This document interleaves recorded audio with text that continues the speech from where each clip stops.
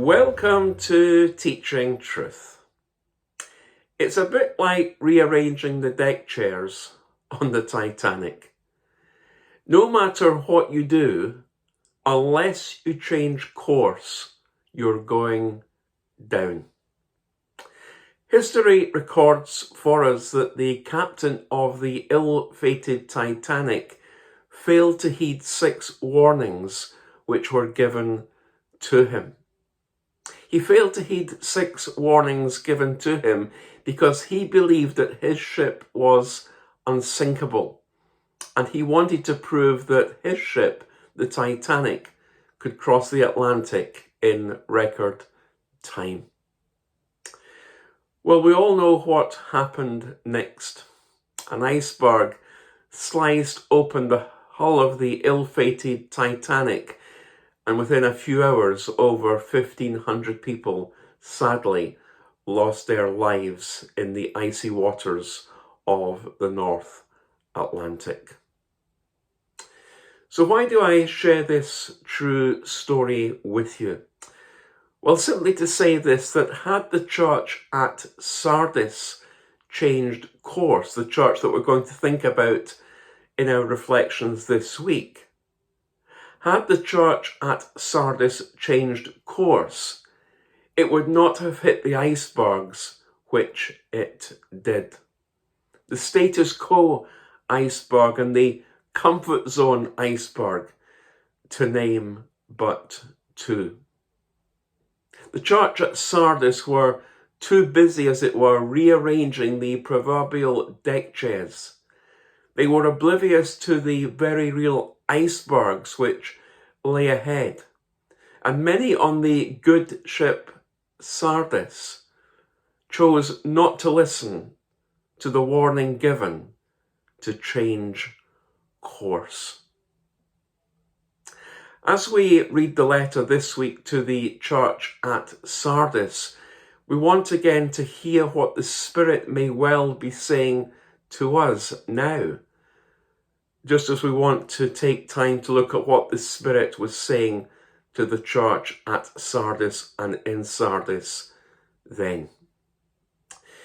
Today we want to look at Sardis itself, because having an understanding of the city, of the church, helps us understand why Jesus said what he did to the church.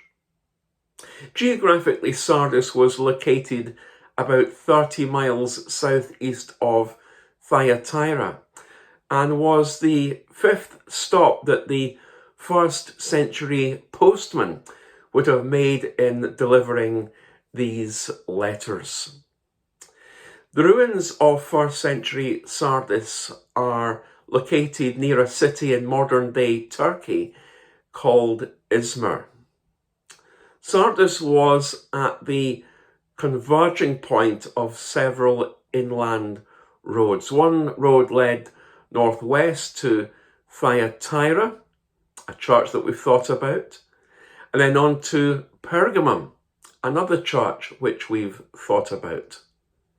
Another ran west to Smyrna, over 50 miles away. A third ran east and out to Phrygia. And a fourth ran southeast to a church that we're going to look at in the next couple of weeks, a church called Philadelphia. And the last road led southwest to Ephesus, over 60 miles away. So with all these roads converging on Sardis, lots of trade came through Sardis and it became rich. It was known predominantly as a wool centre. It traded in wool. And had the Edinburgh woolen mill been prevalent in the days of Sardis, I'm sure there would have been many outlets of the Edinburgh woolen mill in the city of Sardis itself. 500 years earlier, Sardis was the capital of the Old Kingdom of Lydia, where King Croesus had reigned. And he was reputed to have been the richest man in the world at that time, the gold finger, if you like, of his day. It's interesting also because a river named the Pactolus ran through Sardis, from which gold could be and gold was panned. And so the residents of Sardis, between panning for gold and because of the wool trade and because of the trade which generally converged and came through Sardis, the residents of Sardis were not short of a pound or two. In fact, historians say that Sardis is where the concept of money was born. And so the people in Sardis were rich. The city of Sardis was built on a mountain spur about 1,500 feet above the valley. And 3 of its 4 sides were at the top of high, sheer rock cliffs, a bit like Edinburgh Castle, if you can imagine the topography of Edinburgh Castle. Sardis was regarded as virtually impregnable against military assault. It stood like a giant, unassailable watchtower guarding the entire Hermus Valley. Many armies tried to get into Sardis, hoping to get its wealth, but all failed to conquer it.